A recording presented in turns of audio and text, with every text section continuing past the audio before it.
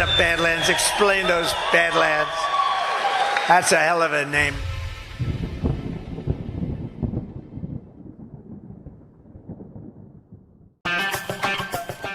They say confidence starts with smooth skin. And baby, Soft Disclosure Lotion delivers.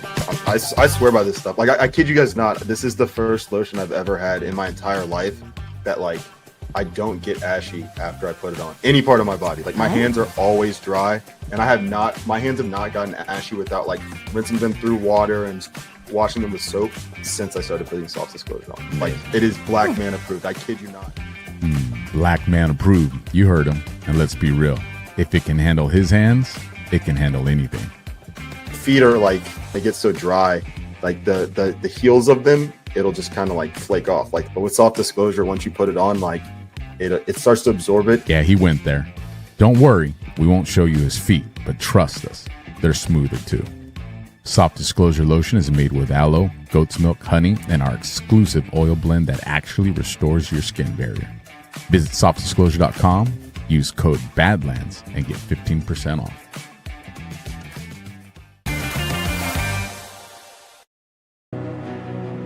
Here on the sun-kissed shores of Cocoa Beach, where the ocean meets the horizon, the Great American Restoration Tour continues on November 6th through the 9th, 2025. Badlands Media gathers patriots like you, not just to talk, but to rebuild. From truth-telling panels to unbreakable bonds, we're restoring the soul of our nation, one conversation at a time. This is the heart of the Space Coast, where the rockets defy gravity and dreams touch the stars. Feel the thunder of innovation that powers America forward. Together, we're not just healing the past, we're blasting off into a brighter tomorrow. A future where truth prevails, families thrive, and America leads once more. Join us in Cocoa Beach. Get your seat or your virtual stream pass now at badlandsmedia.tv/events. Launch is imminent, and you don't want to miss this liftoff.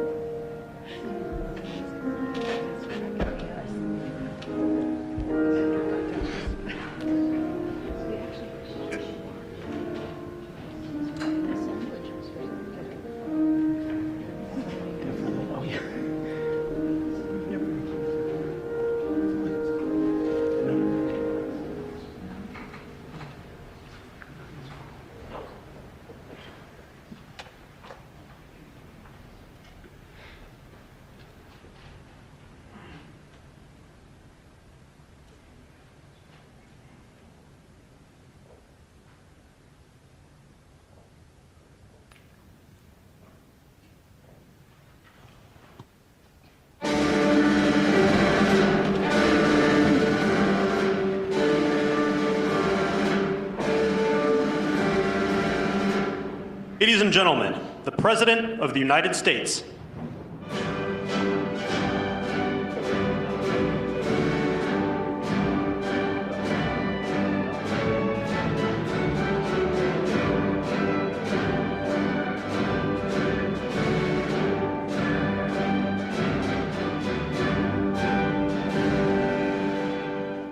Thank you very much. Thank you. Please.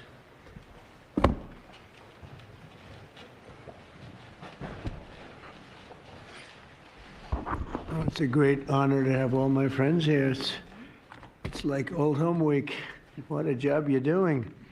And thank you very much for that. We want to begin by thanking the people that have done such a great job at the White House. They have been doing really incredible work during a shutdown. I don't even know if they're supposed to be working, but they wouldn't miss a day. So I just want to thank everybody for that very much. And we're here today to discuss a sweeping, unprecedented, and historically successful operation that my administration has carried out in recent weeks to arrest, prosecute, and permanently remove members of foreign drug cartels from American soil. And the people gathered around this table are the ones that are doing it, and in this room. Some of them sitting a little behind. In fact, some of them I'm surprised are not actually at the table. You people should be very insulted by that. But you've done a great job back there. On my first day in office earlier this year, I signed an executive order to officially designate the drug cartels and savage transnational gangs as foreign terrorist organizations. It was my honor to do so. And on that same day, I also signed an order directing the creation of the Homeland Security Task Force to bring together all federal, state, and local partners to achieve the national policy goal of eliminating the cartel presence in America once and for all. And the results are, and it's early, and the results are spectacular. Led by ICE and the FBI, this task force includes the Department of Justice, the Department of War, DHS, the intelligence community, ATF, the DEA, the U.S. Marshals, and the state and local agencies in every part of our country. Other than that, we don't include too many people. That's a hell of a group, isn't it, huh? When you think of it, that's not a group you want against you. Certainly not at one time. In addition to the task force members, we're pleased to be joined by representatives of law enforcement at every level, the highest level, actually, but every level, including National President of the Fraternal Order of Police, Patrick Yos. Where's Patrick? Patrick, thank you, Patrick. Thank you for the endorsement, too. That really hit it off. I would have gotten 98% anyway, but it was still good to have your endorsement. Thank you, Patrick. I don't forget those things. President of the National Sheriff's Association, Chris West. Chris? Thank you, Chris, very much. Great, good job.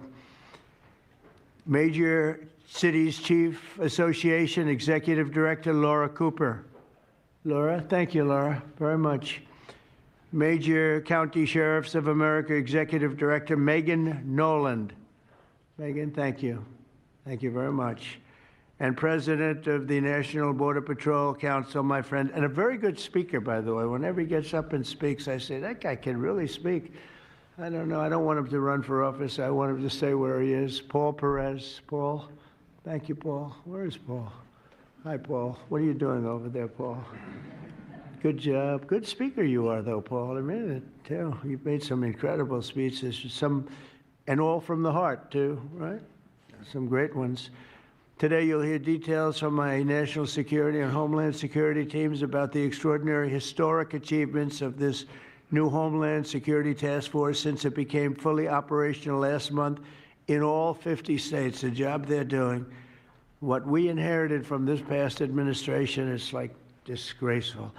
In a matter of weeks, the task force has made the largest number of arrests of cartel leaders, operatives, and gang members in American history, more than 3,000 and counting. That includes members of the ultra-violent New Generation Cartel, the Sinaloa Cartel, the LNFM Cartel, MS-13 Cartel, and you know MS-13, the gang, and Tren de Aragua, another beauty. That's a group of real garbage we have to deal with, that we shouldn't have to deal with.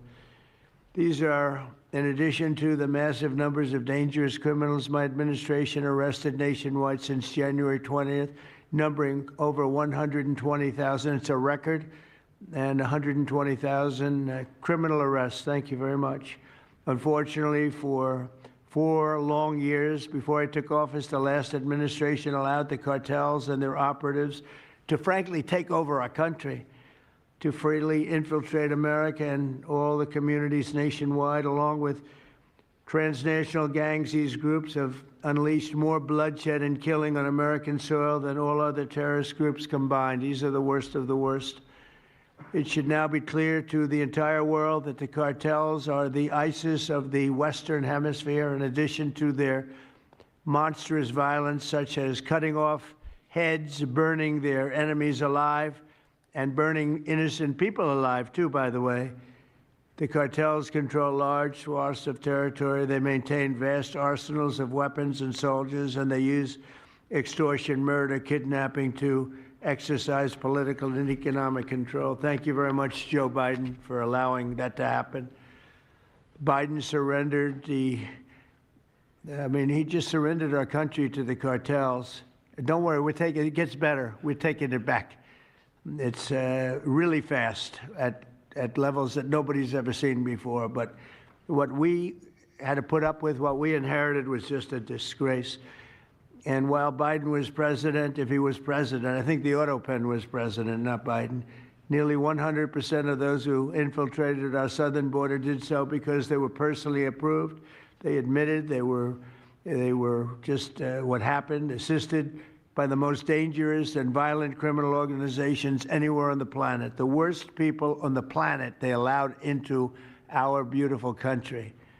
Under the Trump administration, we're finally treating the cartels as the core national security threat that they really are. The cartels are waging war on America, and just as I promised in the campaign, we're waging war on them like they've never seen before. All you have to do is turn on your television and you'll see what's happening to them.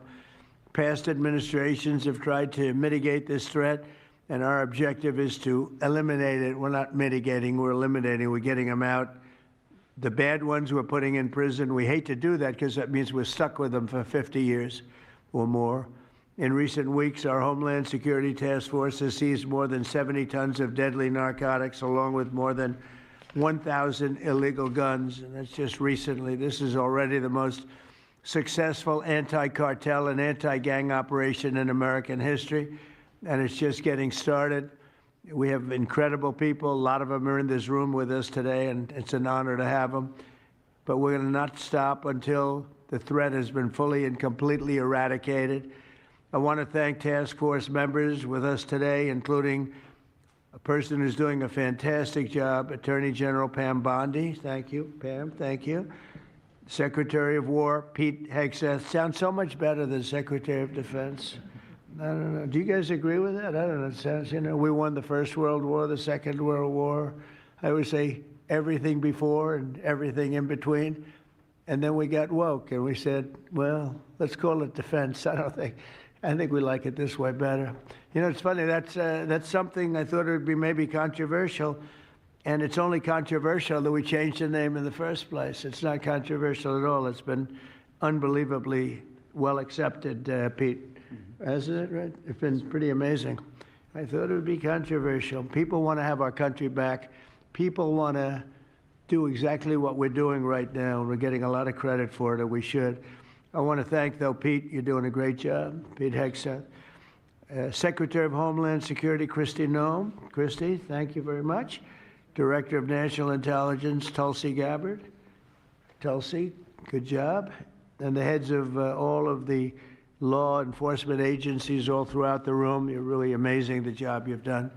To provide additional details on our mission, I would like also to ask General Bondi to say a few words, followed by Secretary Noem, Secretary Hegseth, Director Gabbard, Homeland Security Advisor Stephen Miller. Stephen, you're such a superstar, Stephen. They called Stephen the other day a very bad name, and I said, you should sue them, Stephen. I think he will. I hope he does. FBI Director Kash Patel and Deputy Attorney General Todd Blanche.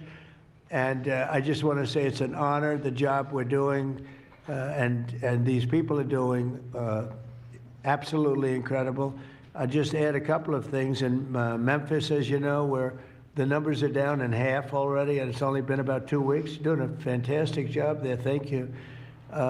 Incredible. Nobody thought it was possible. It was really it was a very sick city. It was horrible what happened there. People would go from, if you're on the board of FedEx, they would ride you 1 block to the hotel. They said you couldn't walk it because it was too dangerous.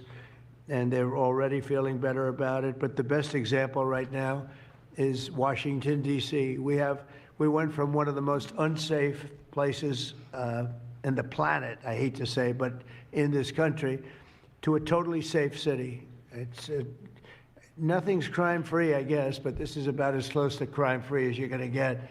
And you guys have done an incredible job with that. Every one of you that have worked so hard on this one. And it's our nation's capital. And people would go to the nation. They'd go from, I always say, Iowa, Indiana. They'd go from Florida. They'd come up. They want to see the monument. I want to see the Lincoln Memorial. I want to see one of the monuments, any one of them. And they'd go home in a coffin. But not anymore. It's not happening anymore. We haven't had that happen in a long time. It was averaging more than one a week, one person a week. Who would think that's possible? And it hasn't happened anymore. And we have a safe city. We have a city where the restaurants are booming.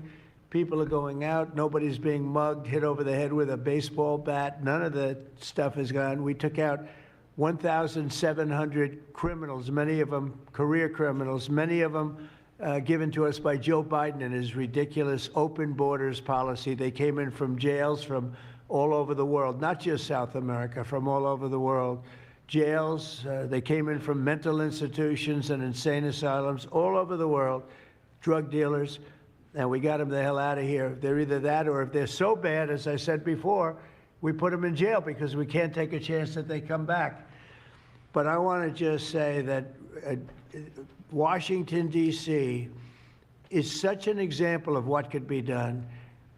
And now the same thing's happening in Memphis. We're just halfway through the process, and already the numbers are far superior, far better than what we would have thought at this time.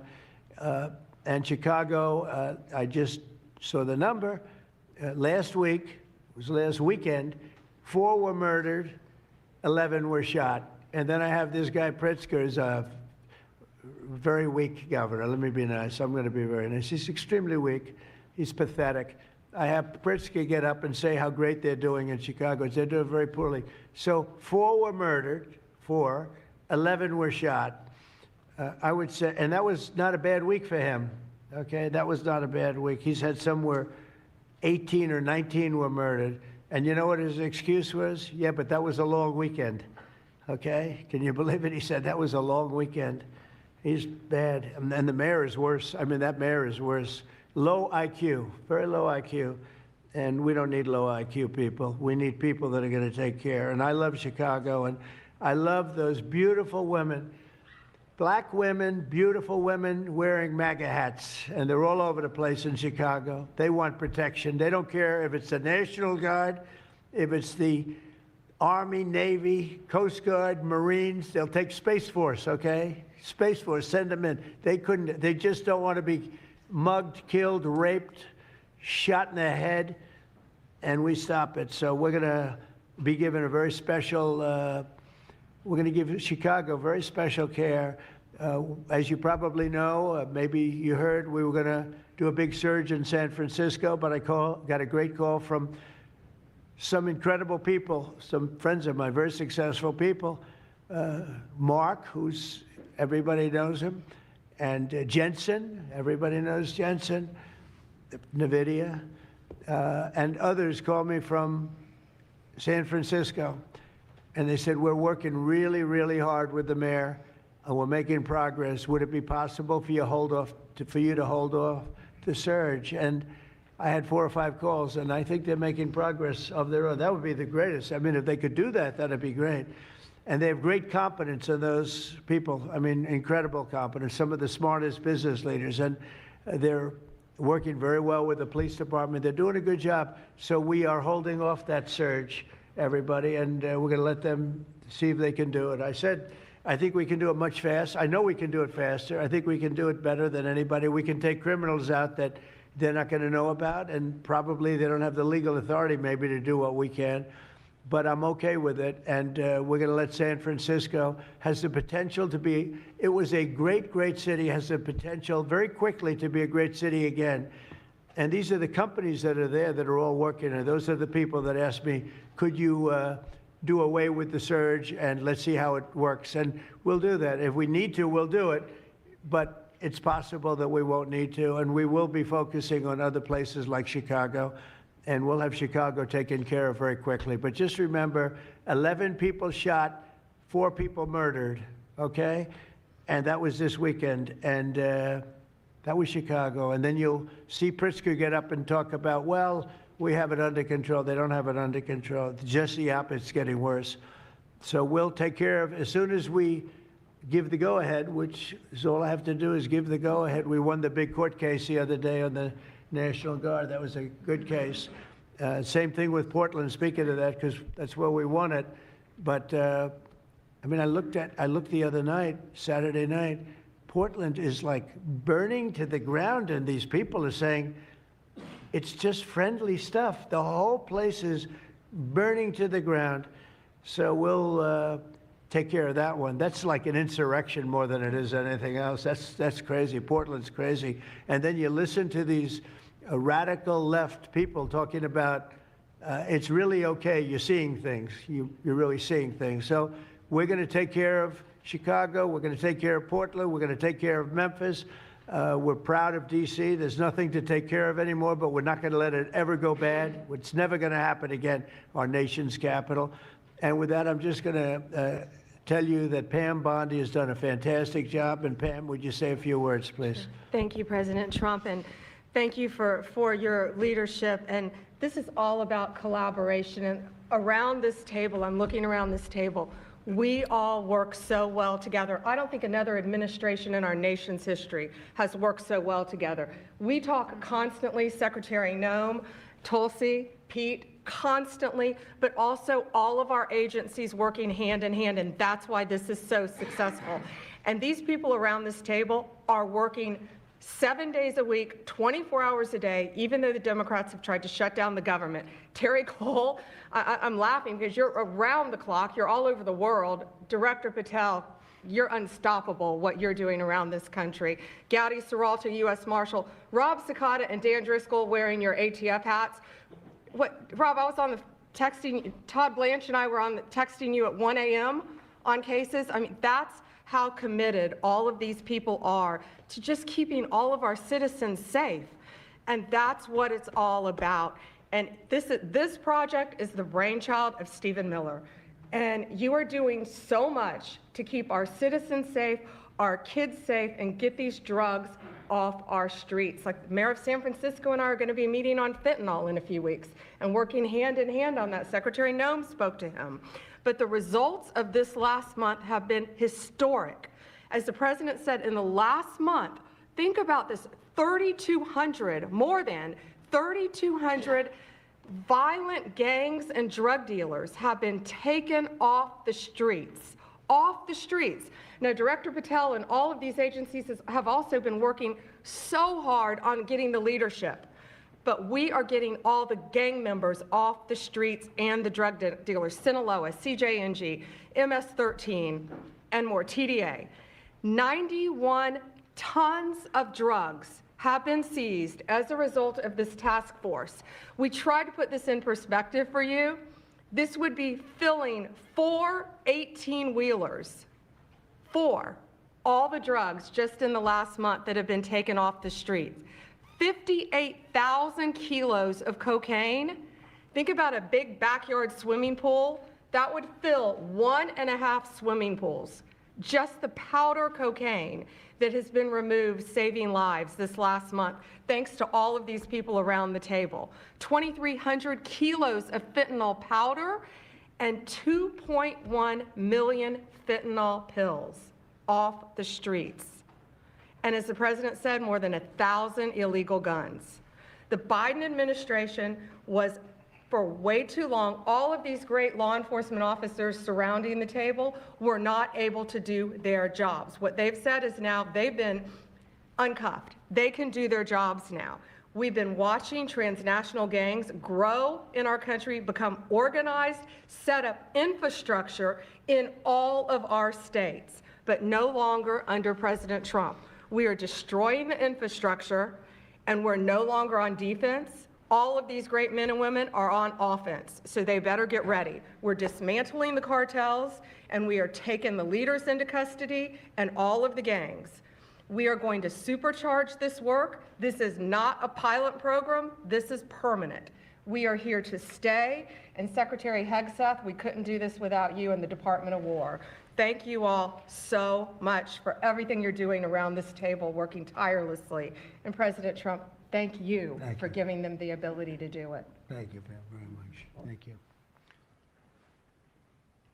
Mr. President, since the year 2000, we have lost over 1 million Americans to drugs, to overdoses, to these cartels that have proliferated that kind of a disease on our people and have gone to war with our next generation of Americans. When you signed the executive order that was protecting the American people from invasion, what you did is that you took these cartels and gangs that we've known for decades and you declared them to be what they really are, and that's terrorists. You declared war on them, and you didn't say we were just going to fight them. You said we were going to destroy them. And everybody around this table is so honored to be here to work with you to destroy these terrorists that have been killing Americans for years and getting rich off of it. I'm so proud of the work that was done just in the September surge. You referenced that earlier. We had over 400 operations that went down in those first 43 days of the Homeland Security Task Force in operations that brought, as Pam referenced, 3,200 terrorists to justice, got them off the streets. Sir, we also have had over precursors and chemicals that were brought in. We've had the work at the southern border. We've got Border Patrol here at the table with you. Fentanyl has been cut down by 50% coming into this country over our borders. We've continued to work not just nationally, but internationally and on our maritime borders as well. The ICE agents that have so much violence against them and threats against them, sir, they get up every day ready to work with this task force to be able to keep people safe. And then we've got Coast Guard, who's been doing just a ton of our incredible interdictions out on the seas and the waters in cooperation with operations that you've targeted in the Caribbean with the Department of War. And sir, I just want to thank you for the leadership you put at this table, for your cabinet members, for Stephen Miller, for putting this in place to make sure that what you did when you consolidated the Homeland Security Task Force, you took 1,000 other task forces that were already established in the federal government and you streamlined them into this room, into this group right here, so that we can look at each other in the face every day and say, what's our problem? How do we address it? How do we fix it? And then we go to work together with our arms linked to do exactly what you told us to do. And that's not just protect the American people from invasion, but to kill these terrorists. You gave us the task to eliminate them, destroy them, so that they can't destroy the next generation of Americans. So thank you, sir. Thank you for the people you put around this table. Thank you very much. That's a great job. Thank you. Pete? Yes, sir. Well, thank you, Mr. President, for your leadership. Chief, likewise, Tulsi and Todd and Dan and Pam and Christy and Stephen and Cash. I mean, I could go around the table. From the Department of War, we are thankful and grateful for the incredible effort that your agencies put in. And we could not be more proud to stand shoulder to shoulder with you, not superficially, not kind of over here, but front and center on the Homeland Security Task Force, right there with you. Because our department has spent over 2 decades defending other homelands, and we're very proud to be defending our own. And if you talk to the troops down, say, on the southwest border, Mr. President, morale is sky high and continues to be, because they're proud to be defending their own communities, their own state, and their own country. So when that executive order was signed, the mission was clear: protecting the American people against invasion. And so the Department of War went straight to the southwest border. We still have 10,000 troops there. We have national defense areas. We're standing alongside the Border Patrol, and we've locked that border down, 100% control of the southwest border. You stop the invasion. And then we're proud to be going on the offense, counter-cartel operations. And it's not counter-cartel, as was mentioned. These are designated terrorist organizations, foreign terrorist organizations. Our generation spent the better part of 2 decades hunting Al-Qaeda, hunting ISIS. Well, as the president said, this is the ISIS, this is the Al-Qaeda of the Western Hemisphere. They intimidate, they terrorize, they extort, They poison the American people. The president's right. Every boat we strike is 25,000 Americans whose lives are saved because of the drugs that were headed in our direction. So our message to these foreign terrorist organizations is we will treat you like we have treated Al-Qaeda. We will find you, we will map your networks, we will hunt you down, and we will kill you. And you've seen that evidence in the maritime domain, whether it's in the Caribbean or in the Pacific with the last 2 strikes. We know exactly who these people are. We know what networks they work with, what foreign terrorist organizations they're a part of. We know where they're going, where they originated from, what they're carrying. And they know we know. And that will soon start to change the calculus of these boats. So the critique of this is, of course, as often is the case, wrong. We know our authorities. It's locked tight. And we're going to treat them like foreign terrorist organizations on the offense. So the Department of War is not going to degrade or just simply arrest. We're going to defeat and destroy these terrorist organizations to defend the homeland on behalf of the American people, making the jobs of law enforcement safer in the process, making the communities of Americans safer in the process. We think it's a very core mission of the Department of War, and we're proud to be here, Mr. President. Thank you very much, Pete. Thank you. Tulsi, please. Yes, thank you, Mr. President. The key reason that you are hearing about these incredible effects is, number one, the team that you've assembled here and the leadership and the tone that you have set, first and foremost, about keeping the American people safe. The intelligence community plays a critical role in being able to support our law enforcement at the federal, state, and local level to make sure that they are armed with actionable intelligence to be able to actually go after those who threaten the safety and security of the American people.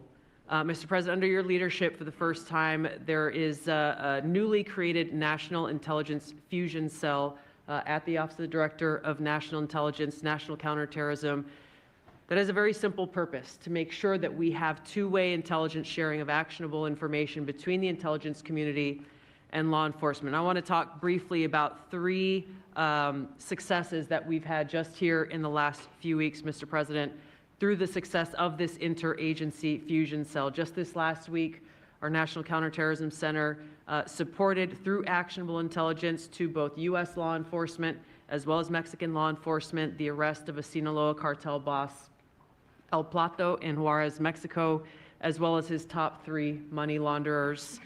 In a separate and recent successful interagency operation, NCTC worked closely with the U.S. Marshals Service that led to the arrest of another dangerous Sinaloa cartel member responsible for tracking a huge amounts of cocaine and hundreds of thousands of dollars in this single incident with drug proceeds through his network.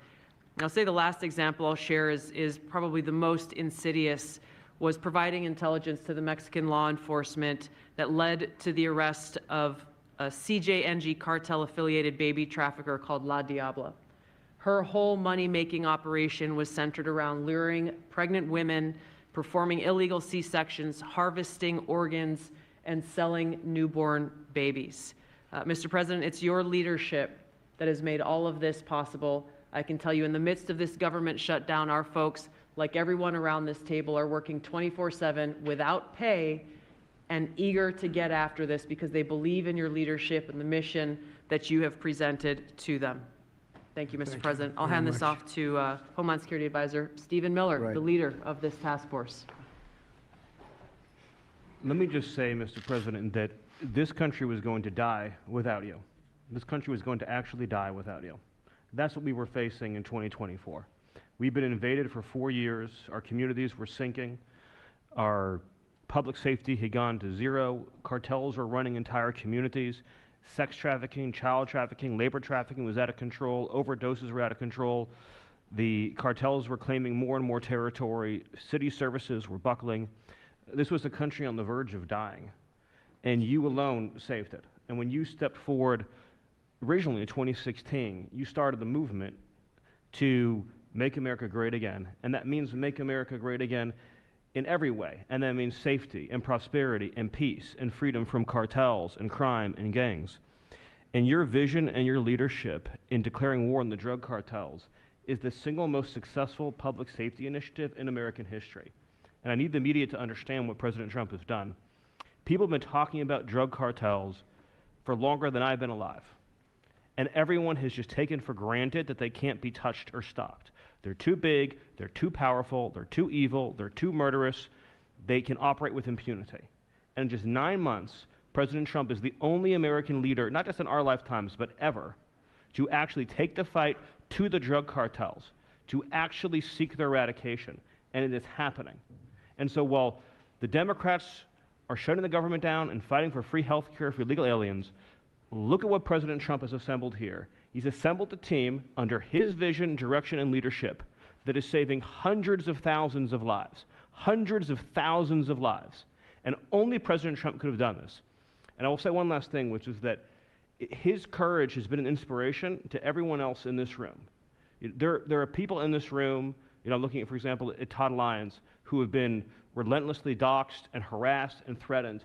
But when they see President Trump's courage, what he's been through for 10 years to save America, when they came after his family, his businesses, his safety, his freedom, everyone at this table knows we can give whatever it takes to get the mission done. So President Trump, thank you for your leadership, your boldness, your courage, and your vision. We're honored to serve underneath you. Well, I want to thank you, Stephen. And I have to say that, I've been making the rounds. I'm leaving tomorrow for some very big meetings, including with the president of China, where I think we're going to come out very well, and everyone's going to be very happy. But everybody said the same thing. A year ago, we had a dead country. We were a dead country. We really were, in a lot of ways, not just this. We were dead as doornails on this, but we were a country that was in serious trouble and beyond that. And we have the hottest country anywhere in the world right now. The whole world is talking about it. We have the hottest country anywhere in the world. We're going to clear up this crime in our cities. We can do it quickly, too. They showed how quickly we could do it in D.C. It was a real bad place. It was a real mess. Dirty, filthy, disgusting, graffiti all over the place, tents on every ounce of parks that we had. Just disgusting. And I rode around last weekend. I rode around the city. I felt very safe in that car, but, I would have done it without it. I wouldn't need that car so much anymore, I will tell you. But the place was clean. We've started that also, not only law and order, but the cleanliness is important. I think cleanliness is almost a part of law and order. If you see dirty, disgusting streets and potholes all over the place and railings falling down and graffiti all over the beautiful statuary marble columns, those gorgeous columns where they had graffiti, it's all gone. And I think it's a part of it. I really do. I think it's a big part of it. But we have a city that we can be proud of. We're going to be that way with every city we have. That's why with San Francisco, I wish them luck, but we could do it so much faster. I told the mayor, I love what you're doing.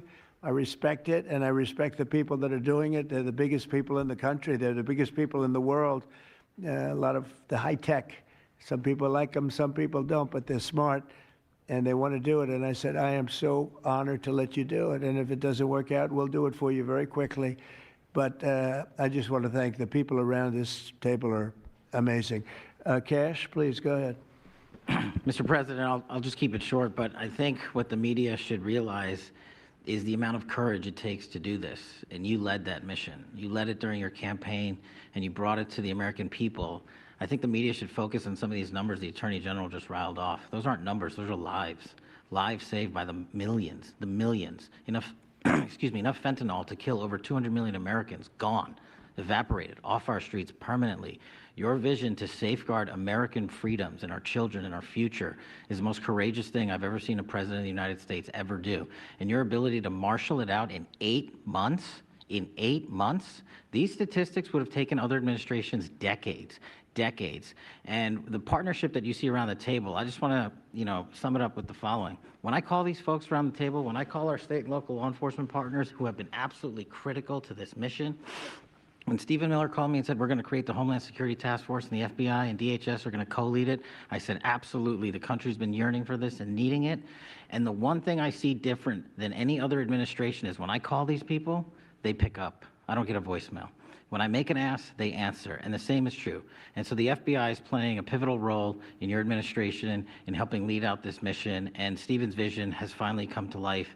And instead of attacking the people at this table, maybe the media should go out there and talk to the lives that have been saved forever. and the communities that have been safeguarded, because it takes courage to do that. It takes courage to implement that plan, and it takes a president and President Trump to put a leadership team like this together. We are actual friends, and I know the media doesn't want to call us that, but we do that. We do hang out. We do work together. It's a 24/7, 365 mission that doesn't turn off, Mr. President. And as Stephen said, we're inspired by your leadership, and this country's thankful for these 8 months, and I can't wait to see what the next 4 years looks like. Thank you very much. Thanks, Geshe. Great job. Todd, please. Thank you, Mr. President. The number that I think matters, over 3,266 terrorists have been taken off the streets in 2 months. And for each of those arrests, there's anywhere from between 4 to 20 law enforcement agents, federal, state, and local, executing those arrests. And that means every one of them are putting their lives on the line to make these arrests, to make our communities safer. And so what I will say to them is thank you, but also what I will say to them is that to the extent that there are politicians, as recently as today, suggesting they are doing something wrong. We have governors, district attorneys, mayors, and even congresswomen suggesting that our federal law enforcement and the state and local law enforcement that are helping them are doing something wrong. That is disgusting and something that we will not tolerate. That every day Attorney General Bondi and I talk with all of our partners, making sure that they know that if any one of our federal agents, our state or local agents working under the HSTF banner are even touched by any of these terrorists or rioters, they will be prosecuted to the fullest extent of the law. When politicians aid these terrorists by trying to give them comfort or protection or suggesting that somehow our men and women are doing the wrong thing, same problem. We will not tolerate it, Mr. President. So thank you to all of our state and local men and women that are helping us, and our federal law enforcement officers that are literally putting their lives on the line every single day. We will always protect you. Thank you, Mr. President. Thank you very much, Todd. A really good job you're doing, too. Thank you. Any questions maybe pertaining? Mr. President. How about pertaining to this for a little while? And whoa. Would you have any questions of these incredible people? Mr. President. Mr. President. Yeah, go ahead, please. Go ahead. Thank you. Mr. President, thank you. Good to see you. If I could just ask both of you, including Secretary Hegseth, there's reporting the U.S. just sent B-1 bombers near Venezuela to ramp up some military pressure there. Is that accurate, and can you tell us more about that mission? No, it's not accurate. No, it's false. But we're not happy with Venezuela for a lot of reasons, drugs being one of them, but also they've been sending their prisoners into our country for years under the Biden administration. Not anymore. We have a closed border. We had actually nobody for the last 4 months, I guess 5 months. They say they report nothing. They report zero. I don't know if that can be possible, but we'll accept it, right, fellas? But we have closed borders. We have people coming into our country, but they only come in legally. We have the strongest borders we've ever had. We might have the strongest borders of almost any nation right now. And that's a big difference from what it was 2 years ago when everybody was pouring in. But we're very unhappy with Venezuela because of what they've done. They've emptied their prisons into our country. Nobody can do that.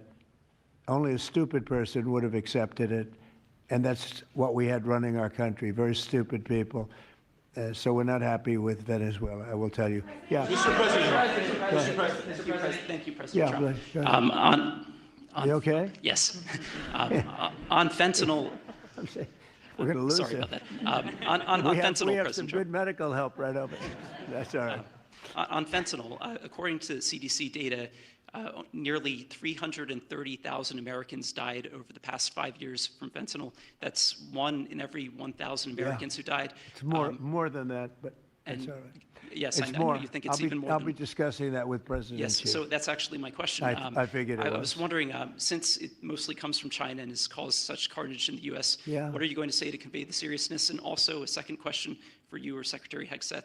Is there any evidence that China is now smuggling fentanyl through Venezuela to bypass U.S. and Mexican port controls? They are doing that, yes. But they are paying right now a 20% tariff because of fentanyl. That's billions and billions of dollars that they're paying.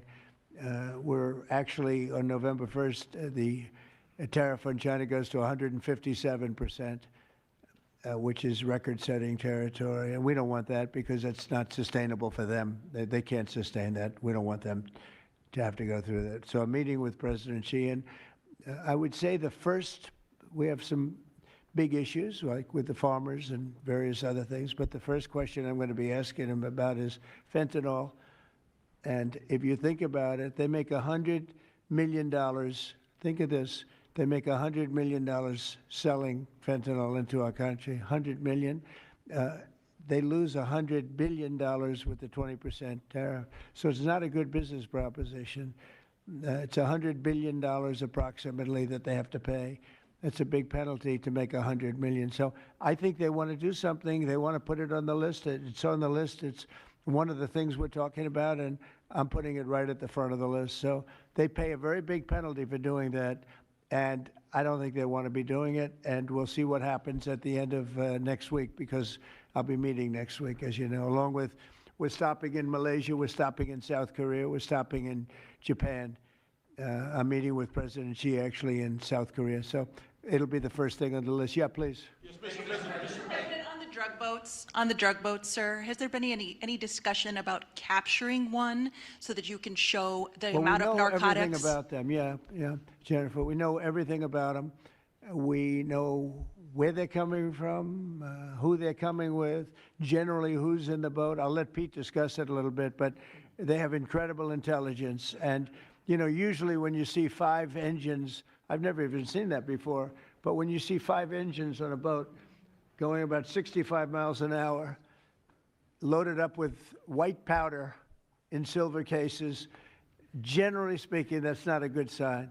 They're not going fishing, right? And you don't see any fishing rods, right? So, Pete, I'll let you discuss that a little bit, please. Well, yes, sir. Likewise, generally you don't see fishing in submarines either, sir. So the U.S. military, as I mentioned, nobody better in the world at mapping networks, identifying who's connected to who inside terrorist organizations. It's just the media is used to hearing that when it pertains to Afghanistan and Iraq and ISIS and Al-Qaeda. But if you reframe how you understand the world in our own hemisphere, that's exactly what these foreign terrorist organizations are. And so we will track them, we will map them, we will network them, and we will hunt them and kill them because they're trying to and they are killing and poisoning the American people. And inside that, we have all the license necessary, all the authorities necessary to take these kinetic strikes, and we'll continue to take them. And we've been, you know, just to add, because I think it's important, we've been capturing them for years. You know, it's not like, gee, let's capture one. We've been doing that for years, for 25 years we've been doing it. Not at a level like we're doing it now, I mean, just with the hits we're hitting, but we have much more intensity than any administration's ever had. But we've been capturing these boats for years, and they get back into the system and they do it again and again and again, and they don't fear that. They have no fear. The thing I can tell you right now, it's very hard to find any floating vessel right now on the Pacific or in the Gulf, and I would like to call it by its official name, the Gulf of America. Another little triumph of the Trump administration. I said for years, I said, why do we call it the Gulf of Mexico? It's 93%, the shoreline is 93% ours. I never understood that, so I made that change. I never realized how easy that was going to be, other than, I guess, AP fought us in court, and the judge said, but that's the name. And actually, they were sort of semi-prohibited from even covering us after that. It was pretty amazing.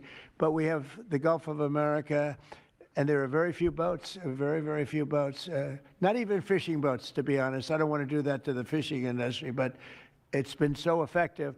And our sea drugs, as they call them, they use the term sea drugs, the drugs coming in by sea, are like 5% of what they were a year ago, less than 5%.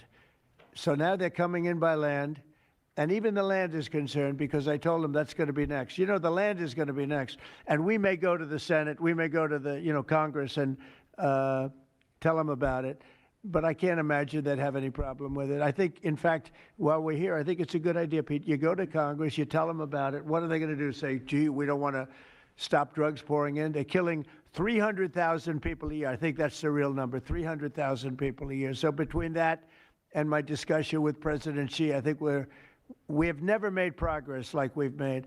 The sea drugs are almost dead, and they can't come in that fast from the land. And the land drugs are much more dangerous for them. It's going to be much more dangerous. You'll be seeing that soon. So that's the way it is. Yeah. Go ahead, please. Yeah, go ahead, please. With the glasses. Go ahead.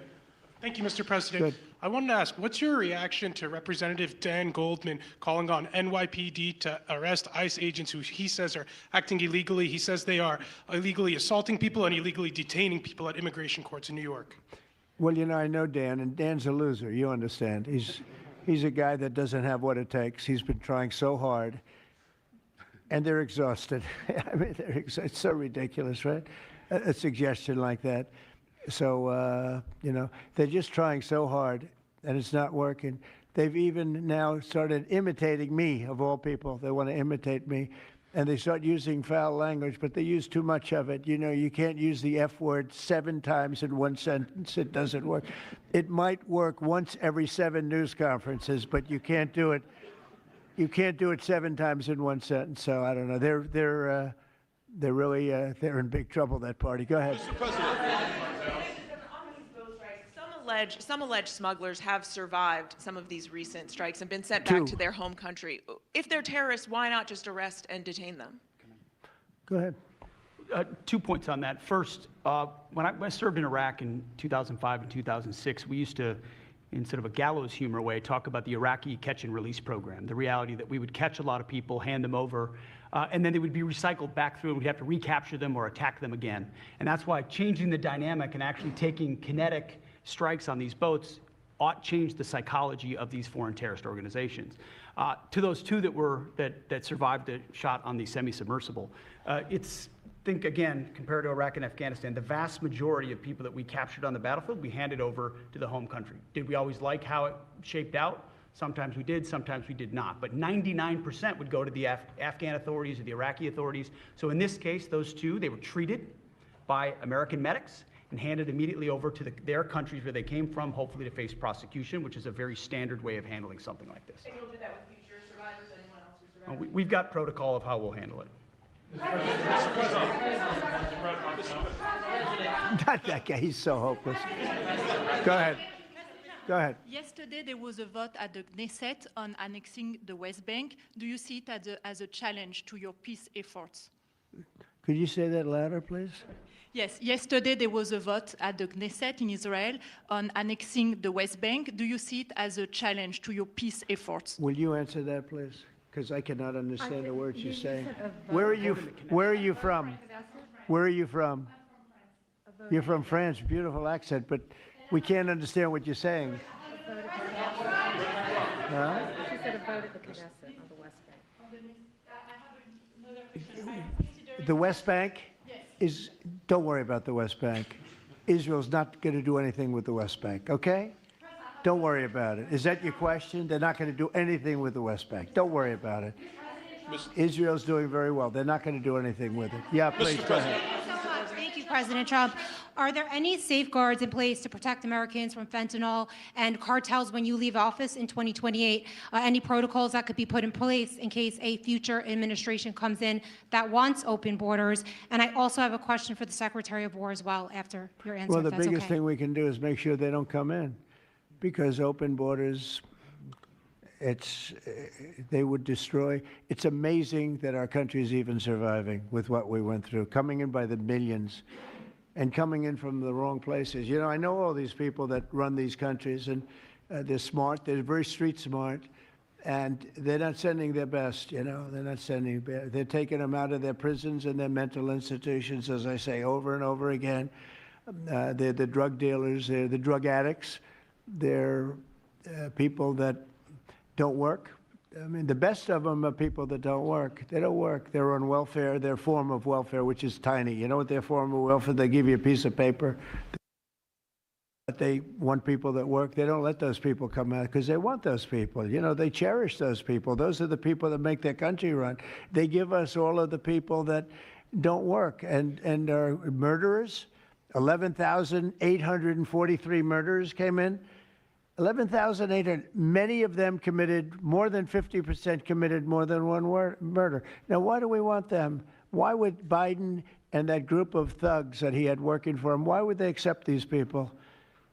Why would he accept? Nobody understands it. You know, they say maybe they wanted the vote, but I did great with the Hispanic vote, but these are people from all over the world. Why would they do it? So one question, no matter what I do, I can't, you always like to know the opponent. You have an opponent. What are they getting at? And usually you can. Why would they allow 20 million, maybe 25 million people into this country, almost all of which, but most of which should not have been allowed into our country? It's one of the great enigmas. What they've done to this country should never be forgotten. In history, should never, ever be forgotten. And now it looks like we're going to have a communist mayor in New York. That'll be a lot of fun. But remember this, they have to go through the White House. Yeah, please, go ahead. The founder of Binance. Can you explain why you chose to pardon him, and did it have anything to do with his involvement in your Which one? family's? Who is that? The founder of Binance. He has a involvement in your own The family's recent crypto one, yes. business. I believe we're talking about the same person because I do pardon a lot of people. I don't know. He was recommended by a lot of people. A lot of people say that. Are you talking about the crypto person? A lot of people say that he wasn't guilty of anything. He served 4 months in jail, and they say that he was not guilty of anything. That what he did. Well, you don't know much about crypto. You know nothing about. You know nothing about nothing. You're fake news. But let me just tell you that he was somebody that, as I was told, I don't know him. I don't believe I've ever met him. But I've been told by a lot of support. He had a lot of support. And they said that what he did is not even a crime. It wasn't a crime. That he was persecuted by the Biden administration. And so I gave him a pardon at the request of a lot of very good people. Yeah, please. Yes, Daniel. President, thank you so much. This is the kind of question I like. Yeah, right here. the numbers from this task force are jaw-dropping. I wanted to know, this is a question for you and both Stephen, since it was said this is your brainchild. What are the lessons to be learned from the success of the task force, and what are your continued goals with this task force now that you have about 3 years left? Well, the best thing we have going is we have such talent around this table. I could go over every one of these men and women, and we have unbelievable talent. They've got the naturals, you know, like somebody that hits a baseball or a golf ball or a, you know, that you see more, it's more evident. It's beautiful because it's sports. You can tell somebody right away, are they good or are they not? These people are the most talented people at what they do. And when we started talking about this, Stephen and all of us, it seemed so easy. What is surprising to me is how quickly we can straighten out a large city, a big city, a mean city, a city that's sick, that got very sick with guns all over the place, with bullets shooting all over, where you take your life in your hands if you go out and buy a loaf of bread. That's not America. That's not our country. And those people don't care how you do it. They just want it done. They really do. You know, when you go to the people in the street, they don't know. Is it National Guard? They just want it done. They want to be safe. And we've gained a great following of Americans, real Americans, people that want to be safe. But I think the biggest thing we say is we have tremendous talent. We were able to recognize, like a football team, like a baseball team, we were able to recognize the talent. And the talent is largely in this room for the whole country. It's largely in this room. There's really nothing like it. And that's why I think we had D.C. done, not perfectly, but pretty much done, at least normalized in 12 days. Would you say 12 days? On the 12th day, it felt different. And you know, we took a lot of bad people out, never to come back again. Then most of them never to come back again. But there's great talent, and there's also great courage. I've been watching what goes on. And then you have the radical left lunatics, and what's that all about? I mean, they're fighting us because we want to stop crime. Where do these people come from? They're paid money. I guess they're paid a lot of money. But like I saw that ridiculous march the other day, I say, these people are not representative of our country. And not all of them, of course, but many of them are total lowlifes. These are lowlifes. These are people that are paid agitators. and they're not representative of our country. So I don't know. I can just tell you that our country has tremendous spirit right now. You know that better than anybody because you cover it well. But we have a lot of people that are very happy right now with the direction. They did a poll the other day. The direction of our country is better than it's been in 37 years. And I'm upset because I think it should be better than that. I actually said we should be better than that. So, you know, thank you very much for your question. Brian? Brian? Mr. President, yes. Thank you, Mr. President. You guys have done an amazing job in Thank Memphis. you. Some of those numbers are staggering, and we've gotten message on social media wanting to thank you for that. But I think, can you talk about the number of missing children you guys have discovered in Memphis? That's amazing. Well, it's hundreds of thousands were lost through Biden and the Biden administration, and we are getting a lot of them back, but they're either dead, they're slaves, they're captured in some form. But think of it, hundreds of thousands we're talking about, not even believable. And they came in through the border, they were sold, they were bargained for, and this was all Biden, meaning Biden and Obama, the same, you know, the same mentality, frankly. I think it's the same mentality. Let me tell you, Barack Hussein Obama was a lousy president. A lot of bad things happened. Remember when they used to talk about Trump with the jail cells? Well, he built the jail cells for the children. He built those jail cells. Remember that came out? But, sir, they were built in 2014. You remember when that came out? After me going through that stuff for about 2 weeks, and then they found out it was Barack Obama that built those jail cells. No, these people they were bad leaders. I hope we don't have it again. I hope we don't have it again because, you know, our country's come back a long way, but it can only withstand so much, and we don't want to ever go through that again. We never want to have open borders again. We don't want to have men playing in women's sports. We don't want to have transgender for everybody. We don't want that. We want to have a great country with low interest rates, nice housing, great education, a strong military, the basics. Yes, please. In last night's New York City mayoral debate, Zohran Mamdani said he would close Rikers Island if elected. What kind of impact would that have on public safety? Well, it's not good. I guess it's not a very nice place, but you need it. You know, you need something. You have a lot of additional people in New York City that should not have been here. They came here through the open border, through Biden's. You know, I don't know how they even do it. New York City's always been tight for money, and then they spend, you know, $8 billion, and nobody complains about it, on people that just showed up and they just came out of nowhere. Where did they get the money? All of a sudden, they have money. I tell you what. We have to keep our prisons very fair and very safe, but you get a lot of criminals. We have a lot of additional criminals. I used to talk about it. They used to say, well, only good people come in from foreign countries. I said, that's not right. I didn't know that for a fact, but it had just started, right? The open borders and people flowing in by the millions. They make our criminals look like the nicest people on earth. That's the only good thing. They make our criminals look like nice people. They are the meanest, the most vicious. Tren de Aragua, you don't get any sicker. They cut people's fingers off because they called the cop. Did you call the cop? Yes. They cut off his finger so he can't call the cop anymore. And then they say, next time we're going to cut off your hand if you cut, because they took over his apartment in Colorado.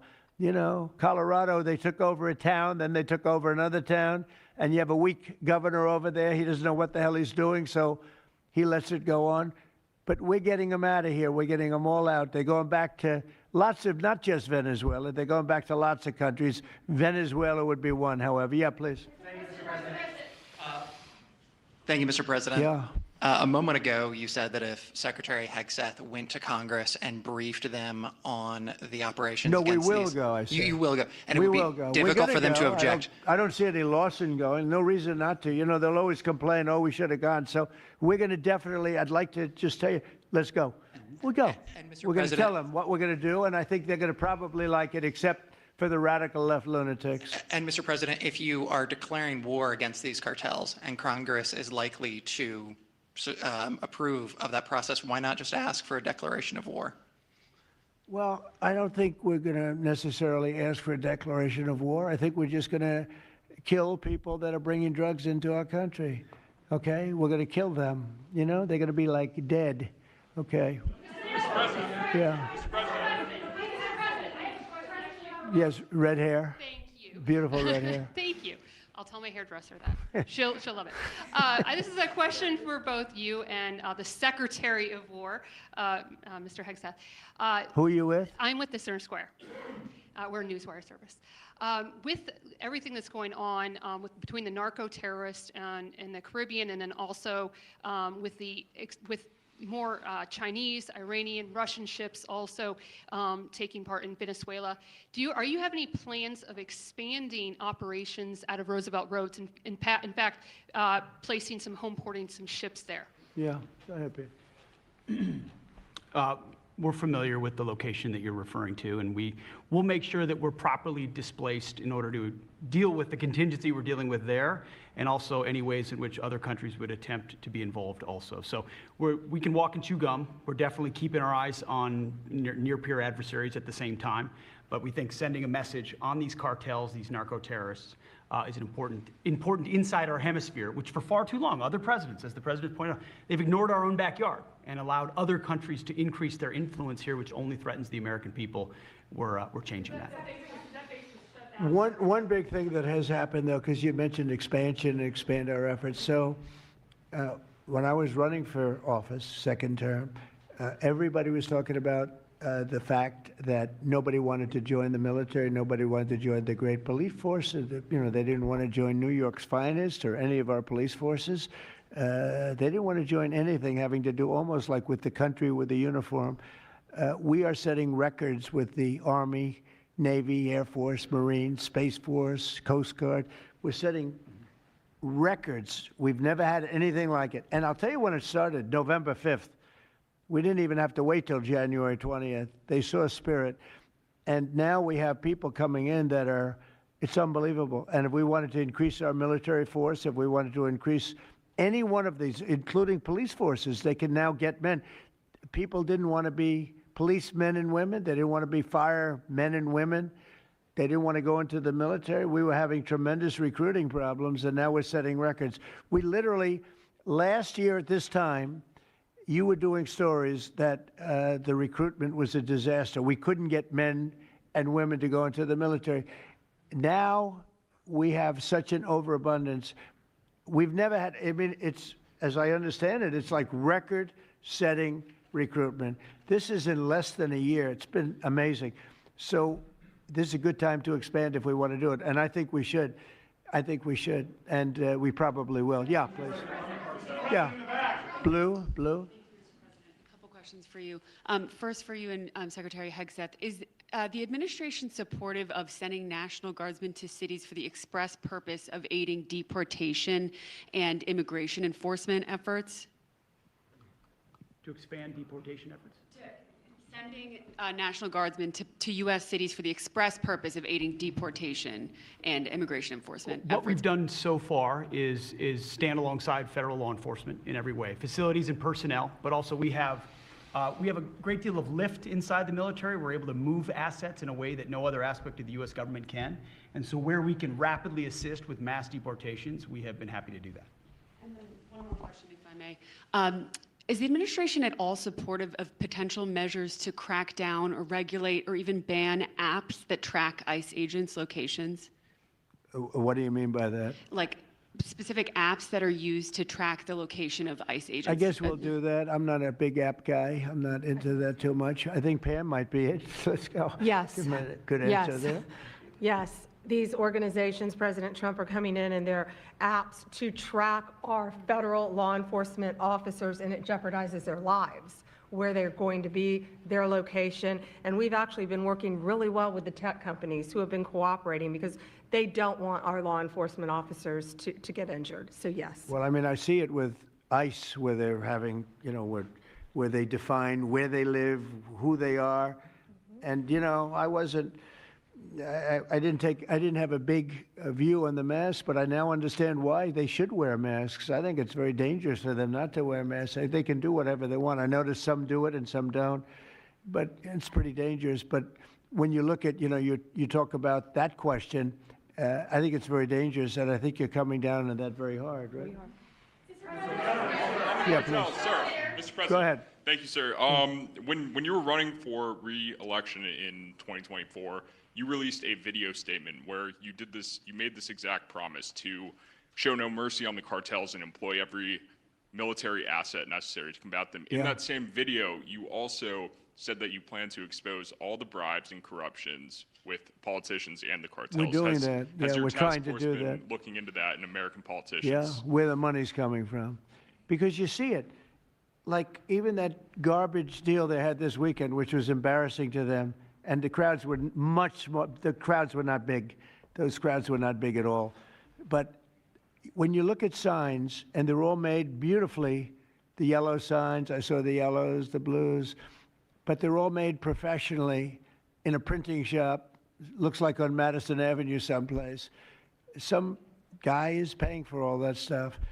And we don't mind protest. Protest is a good thing. I protest. I'm always protesting, right? But when you see some of these people are going crazy. They're going crazy because they're getting paid. Because there's no reason for them to be going crazy. But you watch some of them, and they're professional agitators, and we are finding out who's paying them. Yeah, we have a lot of information about who they are. You're going to be very surprised when you find out. And I have a question for Secretary Hegseth. Sir, a memo circulating on social media details the establishment of a National Guard response force that's going to be trained in crowd control and civil unrest and deployed in all 50 states by April of 2026. Can you verify the authenticity of that memo, and do you have any more information on the operations? I'm not going to answer particulars on something that may be in the planning process, but we definitely do have multiple layers of National Guard response forces, whether it's in each state, whether it's regionally, whether it's Title 10 active duty, whether it's Washington, D.C. We've got a lot of different ways that constitutionally and legally we can employ Title 10 and Title 32 forces, and we will do so when necessary. Thank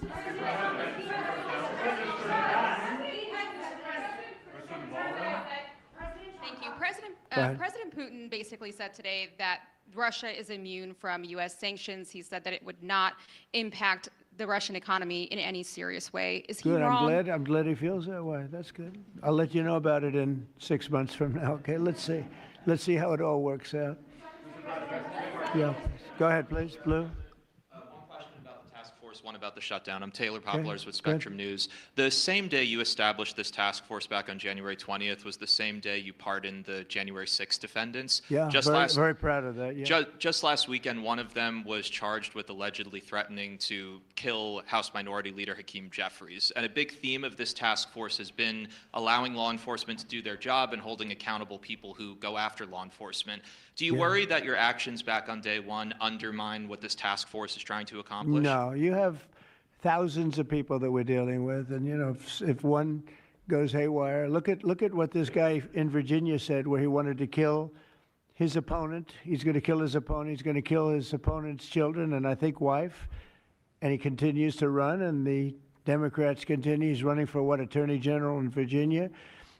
Look what he said. So now, do you think all Democrats should be prohibited from living anymore? I mean, think of what he said. He's going to kill his opponent, and he's going to kill the children of his opponent, and I think the wife. I said, this guy's sick. That is a sick guy.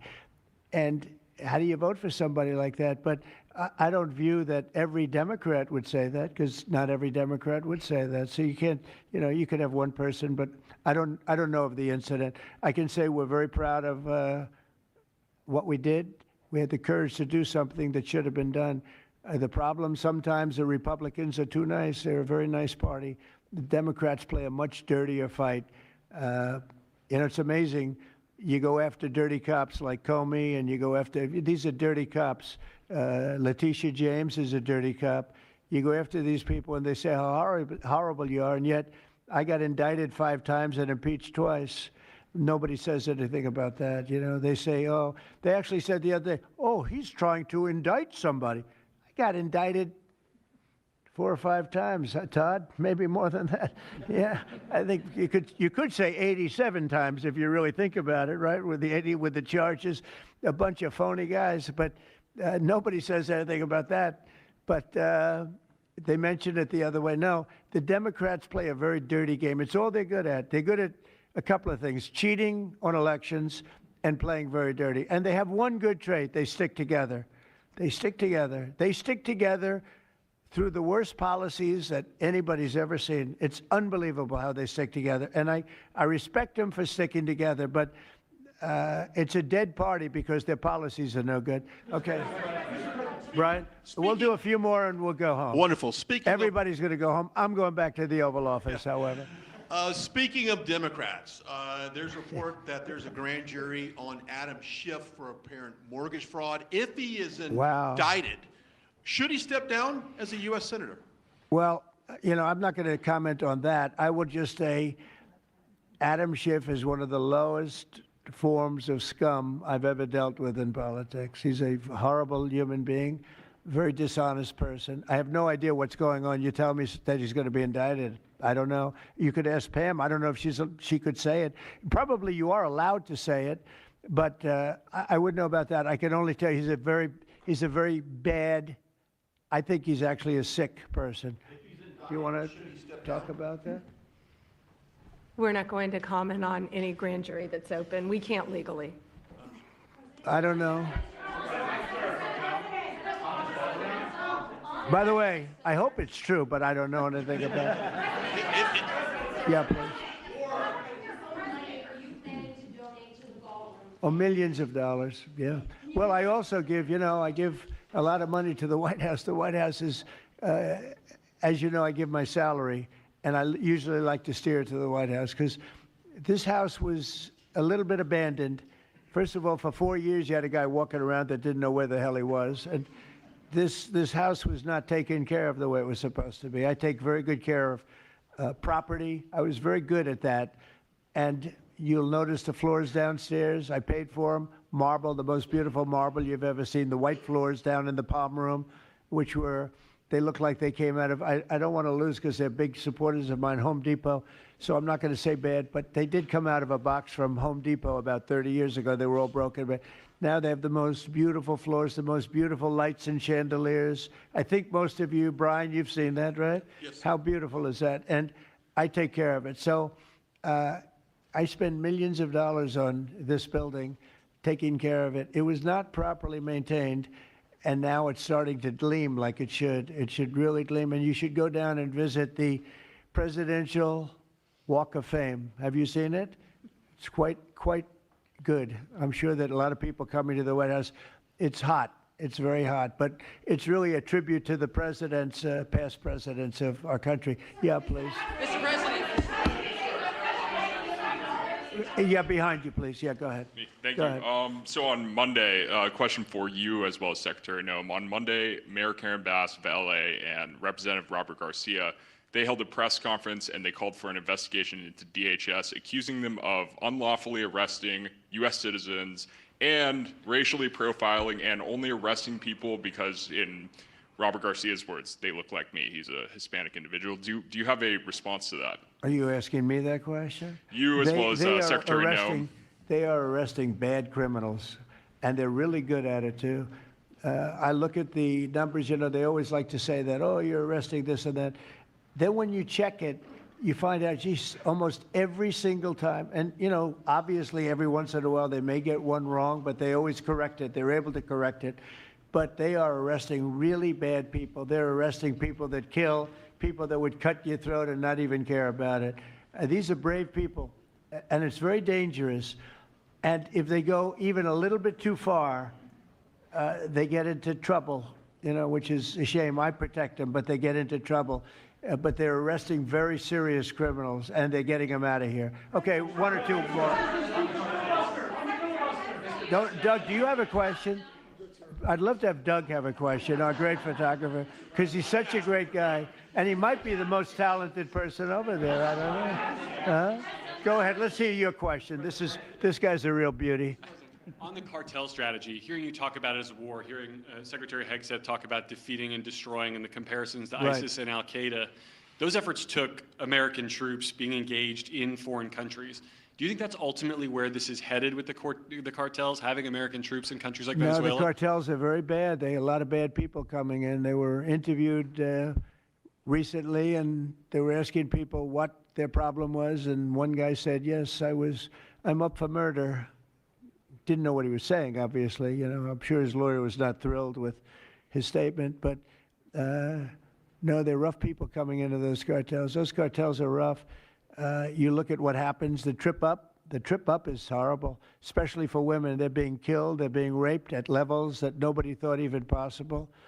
In my opening speech, I mentioned that, but in a very light way. I mentioned the word rape. Then I found out that you take a look at what happens in those cartels. It's horrible what's going on. And we're doing the world a big service by just telling them, you know, you don't have too many cartels now because they know when they get up here, they're going to be stopped. Under Biden, they were just flowing into the country. It didn't matter what you were, where you came from, what you looked like, what your record. They didn't check records. Millions of people came into this country that should not be in our country right now. We've gotten a lot of them out. It's the single biggest problem that we were given. Inflation, I've already taken care of. Economically, the country is the strongest it's ever been. Thank God for tariffs. If we didn't have tariffs, we'd be a third world nation. But thank God for tariffs. We're the richest nation in the world now because of tariffs. And we're able to economically protect ourselves, and we're able to really protect ourselves from a national security, situation. But we have cartels that, somebody came up with the word cartel. I won't tell you who that person was, but you got a lot of bad people in the cartels. And you could look at a country like Mexico, and I really respect the president. I really respect a lot of the people over there, but a lot of the leadership. But they are in fear in their own country because those cartels are running those countries, okay? And that includes Colombia. Colombia is a drug den. It's a drug den, and it has been for a long time. You got a lousy leader over there right now, bad guy, a thug. But they make cocaine at levels that we've never seen before, and they sell it back into this, and they're not going to get away with it much longer. We're not going to put up with it much longer. Colombia is very bad. Mexico is run by the cartels. I have great respect for the president, a woman that I think is a tremendous woman. She's a very brave woman. But Mexico is run by the cartels, and we have to defend ourselves from that. Go ahead. Let's go with you. Go ahead. Let's listen to this beauty. Shutdown by the time you return from your trip to Asia? Do I expect to have it resolved by the time I return? I don't know. I said long ago we shouldn't have been in this problem. This was September 28th. It came due in Biden's regime, and before the election, September 28th, and they pushed it off into the future. And I was running when they did that. And when you're running, but I did say, what the hell are they doing? That and debt ceiling. They also pushed the debt ceiling past the election date. So that would mean the next president has it. But I did say that I think the Democrats have gone totally crazy. And you don't know what they're going to do because they don't care about the people. They don't. I really think they have no leadership. They have a lot of very low IQ people. Jasmine Crockett is a low IQ person. A lot of them are. I don't want to insult too many of them, but a lot of them are. They have no rudder. I don't think they know what they're doing right now. They've never done this before. They always agreed to go and, called an extension. Let's do an extension and talk. Even today, look at what happened today. They don't want to pay the people that have worked. And, this was supposed to be this was a test. And they wouldn't pay the people that have been working. They said, no, we don't want to pay them. This is all the Democrats. Now, all we need is 5 Democrats. And I know a lot of Democrats that are saying they're more than 5. Probably not that many more than 5, but there are more than 5. And all we need is like 5 Democrat votes so we open our country again. Sad, though, we have the greatest economy in our history. We have the highest stock market. All these things are rocking. We will have by the end of my first year more than $20 trillion of investment. The all-time record is $3 trillion. I think it's China. We're going to have $20 or $21 trillion. We've never had anything like it coming in because of tariffs. The money pouring into our country, the plants that are opening, AI, automobiles, everything. And the Democrats want to close our country. They're really, they say deranged. They suffer. I guess it's Trump derangement syndrome, which I think is going down now as an official condition by the doctors. I think they get paid extra money if they handle it because it's more difficult to handle than a normal mental disease. But you know what? They really should approve an extension, get the country back to work, get the people paid. And, you know, it's very simple. You just don't know what's going on. There's something wrong with them. Yeah, it's sad, actually. Have you raised the full $300 million needed to fund your? Have you raised the full $300 million needed to fund your ballroom? And how much specifically are you donating to this construction raised, project? I think, $350 million. All donor money and money that we put up. We've raised. It's going to be. It's going to cost right in the neighborhood of $300 million. It's been expanded and made absolutely. It'll be the most beautiful ballroom anywhere in the world, I think. And how much specifically are you donating to it personally? How much am I donating? I won't be able to tell you until I finish, but I'll donate whatever's needed. I'll tell you that. Do I have a name for the? I won't get into that now. Yeah, go ahead, please. In the next couple of days, a lot of Americans are going to go without their first full paychecks. Federal workers. By the way, a friend of mine, talking about donors, a friend of mine, a man that's great. I'm not going to use his name unless he lets me do it. Susie can tell you about this, but he called us the other day and he said, I'd like to contribute any shortfall you have because of the Democrat shutdown.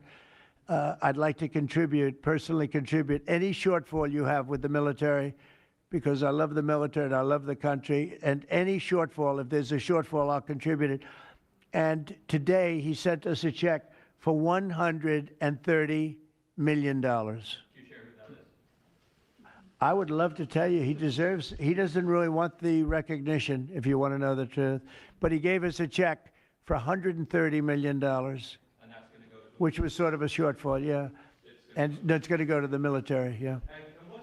Is that the correct number? $130 million. That's what I call a patriot. Okay, thank you very much, everybody. Thank you. Thank you.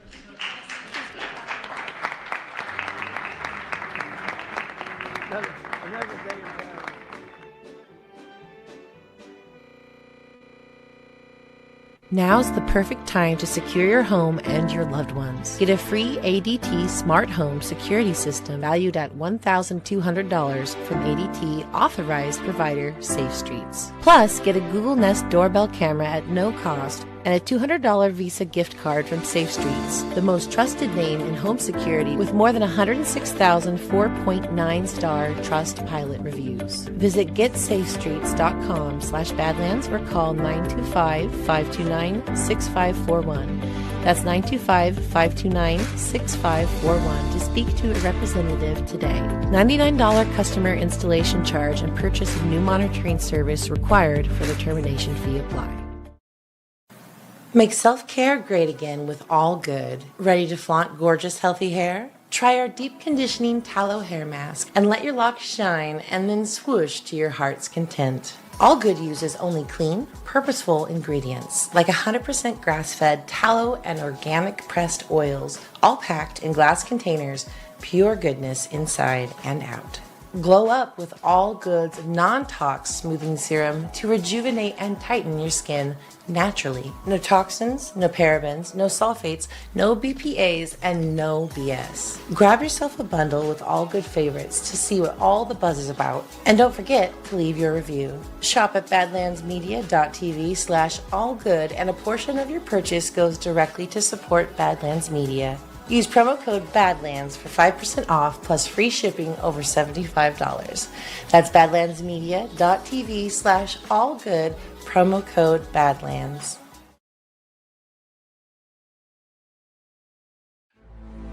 Thank you so much for joining us, and don't forget to hit the thumbs up on this video. And a special thank you to all of our advertising partners. Please remember to shift your dollars to support those businesses that support Badlands Media.